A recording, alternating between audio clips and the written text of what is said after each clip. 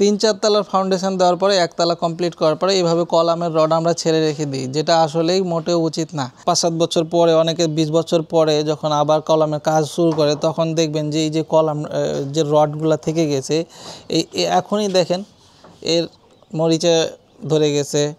এই যে এখানে যে টাইবারটা আছে এইবারে অলরেডি করেশন শুরু হয়ে গেছে। তো এমন অবস্থায় রাখা মানে আপনি জানেন ভয়ঙ্কর ক্ষতি করতেছেন, আপনার নিজের ক্ষতি করতেছেন। মানে আপনার পরবর্তী প্রজন্ম সে জানতে পারবে না যে এই জায়গাটাতে আপনি হয়তো বা এরপরে 2, 3, 4, 5 তলা 10 তলা যাই উঠান না কেন, এরপরে আপনি মানে যে কাজটা শুরু করবে সে কিন্তু জানলই না যে তার এই জায়গাটা সবচাইতে ক্রিটিক্যাল পয়েন্ট হয়ে গেল। কখনো আল্লাহ না করে আর্থকুইক হয়, ওই সময় এই বরাবর ক্র্যাক হওয়ার সম্ভাবনা অনেক বেশি। এবং এর অলরেডি এই যে রিবারটা এর মানে ওয়ার্কেবিলিটি কমে গেছে, মেবি 20% অলরেডি কমে গেছে। 3-4 বছর হয়েছে এই বিল্ডিংটা করার।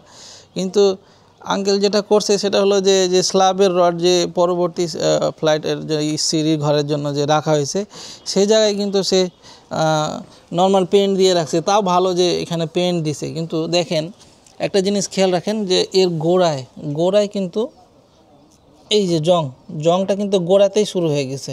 তার মানে কি এটা ভয়ঙ্কর ক্ষতিকর।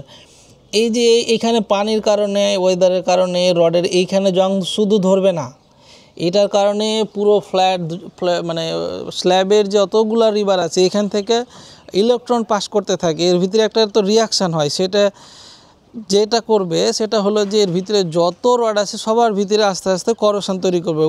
এটা টাইমের সাথে সাথে। তো তখন কি হবে যে আপনার ছাদের নিচের দিকে খসে পড়ে যাচ্ছে, ওপরের দিকে মানে ফুলে যাচ্ছে, ছাদটা ফুলে যাবে। কারণ এই যে রডটা যখন বেশি পানি পাবে তখন এই রডটা মরিচা ধরার ফলে কি করবে, এগুলো খসে যাবে, তো একটা আউটসাইডে প্রেসার ক্রিয়েট করবে। তখন কি করবে, ছাদের ভিতরে যে মানে কংক্রিটটা তখন দুই সাইডে ভেঙে যাবে, ওয়ার্কেবিলিটি কমে যাবে। যেখানে দেখা যাচ্ছে আপনার এই বিল্ডিংটা এর জন্য ডিজাইন করা আছে 50 থেকে 70-80 বছরের জন্য, সেখানে আপনি দেখবেন যে অতি অল্প সময়ের মধ্যে, যেমন 20-30 বছরের মধ্যে আপনার বিল্ডিংয়ের ওয়ার্কেবিলিটি কমে যাচ্ছে এবং কংক্রিটের মান কমে যাচ্ছে। সেক্ষেত্রে আপনার বিল্ডিংটা আপনার রিস্কে পড়ে যাবে। সো এইভাবে আসলে আমাদের ওপেনলি এক্সপোজ করে রাখা যাবে না। হ্যাঁ, তাহলে আমরা করবোটা কি আসলে? এইভাবে আমরা অলরেডি অনেক জায়গায় দেখছি, শুধু এই একটা বিল্ডিংয়ে না, আমাদের গ্রামের দিকে বেশি হয় এই জিনিসটা, যে প্রায় প্রতিটা বিল্ডিংয়ে 1 তলা করার পরে বা 2 তলা করার পরে 3 তলার জন্য রেখে দেয়, এইভাবে এক্সপোজ করে রেখে দিচ্ছে। এইভাবে তো এক্সপোজ করে রাখার কোনো প্রয়োজন নেই। আপনি যে এর পরবর্তীতে বিল্ডিংটা করবেন সে সময় তো তাদেরকেও তো আপনাকে এই রডের যে স্ট্রেংথ, যে শক্তি, সেই শক্তিটা তাদেরকে দিতে হবে। তাছাড়া তো এখানে রডের কাজ হবে না, যে কাজের জন্য আপনি রডটা উপরে নেবেন। সো এটা যেটা করা যায় সেটা হলো, যখন আপনারা ঢালাই করবেন ওই সময়ই আপনার একটা ফলস ঢালাই দিতে পারেন। যে এইখানে কংক্রিটের যে গ্রেড সেটা লিন কংক্রিট দিয়ে দিতে পারেন, যে C30 দিয়ে দিলেন, দিয়ে একটা ফলস ঢালাই দিয়ে দিলেন, তারপরে কাভার আপ করে দিলেন কলামগুলো এত দূর পর্যন্ত ওঠার পরে এগুলো ঢালাই করে রেখে দিতে পারেন।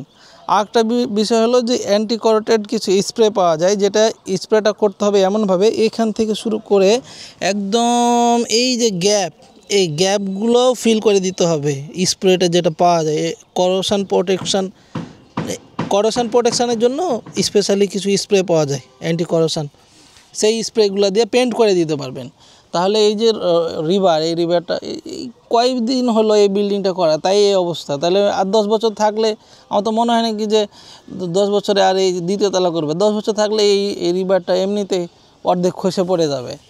তো এই ভয়ঙ্কর জিনিসগুলো আমাদেরকে নিজেরাকেই সচেতন হতে হবে। আশা করি আপনি এই জিনিসটা দ্বারা নিজেদের যে কনস্ট্রাকশান আছে সেইগুলোর মান উন্নয়ন করতে পারবেন।